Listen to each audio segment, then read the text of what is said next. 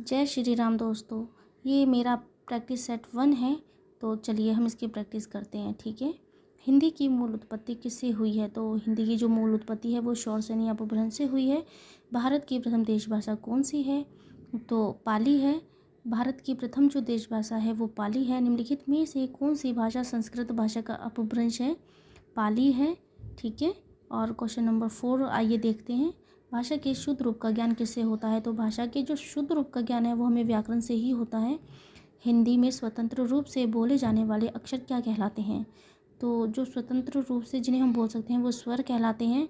हिंदी भाषा में वे ध्वनियाँ कौन सी हैं जो दूसरी ध्वनियों की सहायता से बोली या लिखी जाती हैं?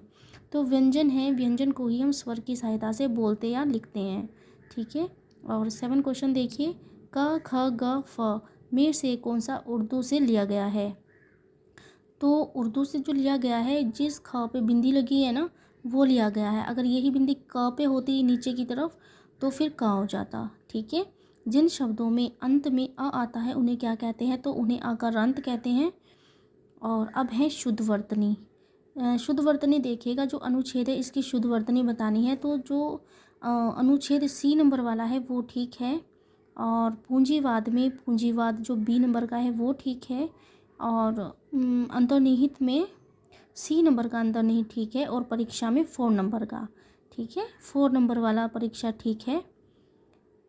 अब आगे निशान नहीं मिलेंगे आपको, आप अपना अनुमान भी लगा सकते हैं। ठीक है। अब संध्या भी आ गई हैं। ठीक है। तो कवीश्वर में बतानी है कौन सी संधि है? तो कवीश्वर में दीर्घ संधि है। संसार में व्यंजन संधि है।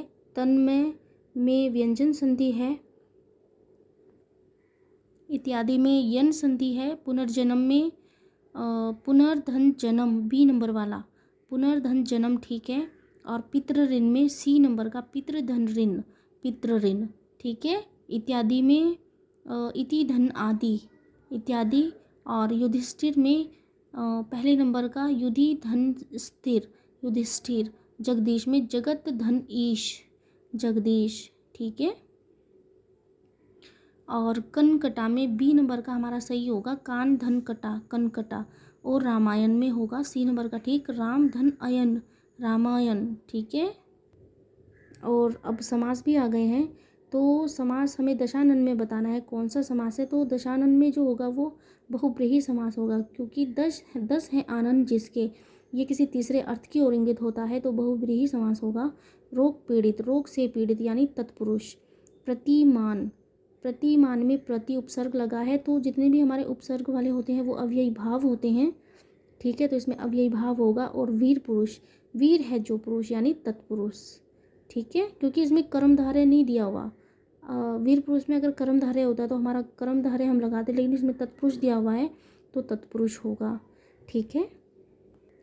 और अब आ गए हैं कि इसमें तत्सम कौन सा है। ठीक है। हमें इसमें से तत्सम शब्द बताना है कौन सा है। तो तत्सम होगा हमारा 29 में तत्सम होगा चंद्रमा। ठीक है। और 30 में होगा विवाह। और 31 में ओज। 32 में निर्मम। और 33 में सुमन। ठीक है। और बाकी जो इनके अलावा जो हैं वो सब तद्भव हैं। ठीक है। और तत्सम एक बात मैं आपको बता दूं, तत्सम वो शब्द होते हैं जो संस्कृत से हम जो के त्यों हम अपनी लैंग्वेज में यूज़ करते हैं। ठीक है। या उनको हम वैसा ही लिखते हैं। और तद्भव वो होते हैं जिनमें कुछ परिवर्तन हो गया है और फिर हम उनको अपनी भाषा में प्रयोग करते हैं। ठीक है। अब हमें यहाँ बताना है कि तद्भव शब्द कौन सा है। तो तद्भव कौन सा होगा? 34 में कान तद्भव होगा हमारा। और पीड़ा केरा पर्याय शिल्प इसमें होगा पीड़ा। और 36 में होगा अंधेरा। और 37 में होगा बेत 37 में बेत होगा। और 38 में होगा तमंचा 38 में तमंचा होगा। ठीक है। और परंपरा से एक निश्चित अर्थ में प्रयुक्त होने वाले शब्द कहलाते हैं। परंपरा से एक निश्चित अर्थ में प्रयुक्त होने वाले शब्द कहलाते हैं। तो क्या कहलाते हैं हमारे?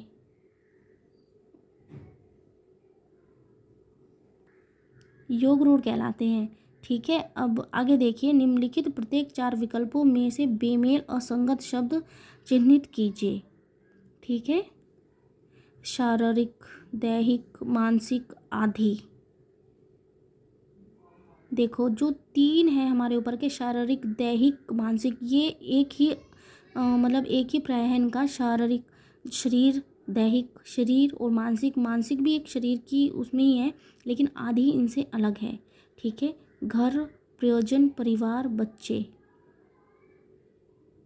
घर में परिवार होता है, परिवार में बच्चे होते हैं, लेकिन प्रियजन, प्रियजन मतलब ज़रूरी नहीं है कोई घर के ही बंदे हमें प्रिय हों, बाहर वाले भी हो सकते हैं कोई, मतलब प्रियजन तो बहुत हो सकते हैं, कहने का मतलब तो इसमें प्रियजन होगा। तो अब आता है सिर, शीश, मस्तक, शीर्ष। तो शीश, सिर, तो इसमें जो हमारा जो अलग है वो मस्तक है। ठीक है, मस्तक का अलग मीन्स होता है, और सिर, शीश, शीर्ष का वही मीन्स होता है, एक ही है ये। ठीक है, निगाह, दृष्टि, नेत्र, नज़र में नेत्र अलग होगा। नेत्र जो एक पूरी हमारी जो आँख होती है वो पूरा जो होता है वो नेत्र है, लेकिन जो हम देखते हैं निगाह, दृष्टि, नज़र, वो एक ही चीज़ होती है। ठीक है, और समस्या, जटिलता, कठिनाई, खेद। समस्या भी वही होती है, जटिलता वही होती है, कठिनाई वही होती है, लेकिन खेद जो होता है वो इनमें अलग है। जो खेद का है वो इनसे नहीं मिलता। ठीक है, अब आगे हमारे पर्यायवाची शब्द दिए हुए हैं। तो स्वर्ग का जो पर्यायवाची होगा वो धो होगा। और अब आता है कुबेर। कुबेर का पर्यायवाची क्या होगा? धनाधिप होगा। आपको पता है कुबेर क्या होता है? जहाँ पर बहुत सारा धन हम कह देते हैं ना, भाई उसके पास तो कुबेर है ना। तो धनाधिप जिसके पास धन होता है।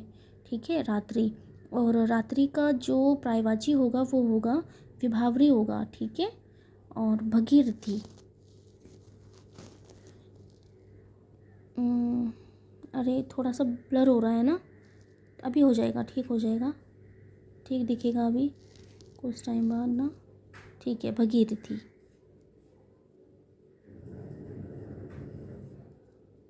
भगीरथी का जो पर्यायवाची होगा वो गंगा होगा। गंगा को भगीरथी भी बोलते हैं। ठीक है, विद्युत।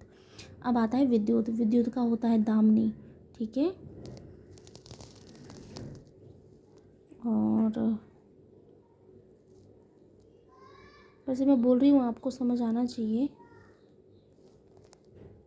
ठीक है, और अब है हमारे विलोम शब्द हैं। तो विलोम शब्द में हमें विलोम बताना है। ठीक है, तो सामंजस्य का विलोम क्या होगा? यदि हम कहीं पर कोई चीज़ के लिए सामंजस्य करते हैं तो उसके विपरीत हम विवाद भी कर सकते हैं, है ना। तो इसका विलोम क्या होगा? विवाद होगा। ओजस्वी का विलोम शब्द क्या होगा? निस्तेज। कहते हैं ना उसमें कितना ओज है, तो ओज का क्या होगा? निस्तेज, यानी जिसमें बिल्कुल भी तेज ना हो। पराक्रम का होगा भीरुता, और हर्ष का होगा विषाद। क्रोध का होगा कृपा। उत्तेजित का होगा उत्तेजित करना, उत्तेजित का होगा शांत।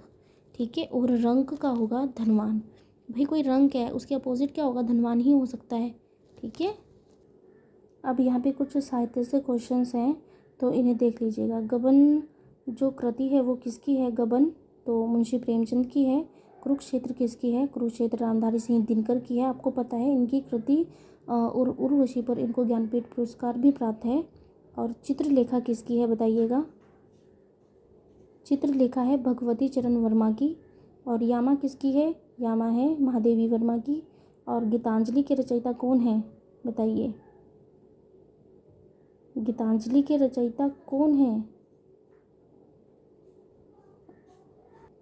तो जो गीतांजलि के रचयिता हैं वो रविंद्रनाथ टैगोर हैं। काव्य क्षेत्र में प्रबंध शिरोमणि की उपाधि किसे दी गई है? तो वो मैथिली शरण गुप्त को दी गई है।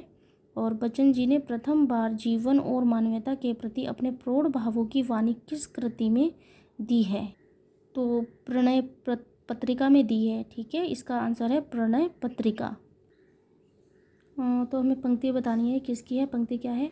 जाकी रही भावना जैसी प्रभु मूरत देखी तिन तैसी। तो ये जो पंक्ति है ये तुलसीदास जी की है। और कोकिल विद्यापति की पदावली कौन सी भाषा में रचित है? कोकिल बताइए। कोकिल विद्या, विद्यापति को मैथिल कोकिल भी कहा जाता है ना, तो मैथिल कोकिल यानी मैथिली, मैथिली में रचित है पदावली। ठीक है, ये आप याद रखेंगे, बहुत इंपॉर्टेंट क्वेश्चंस है ये।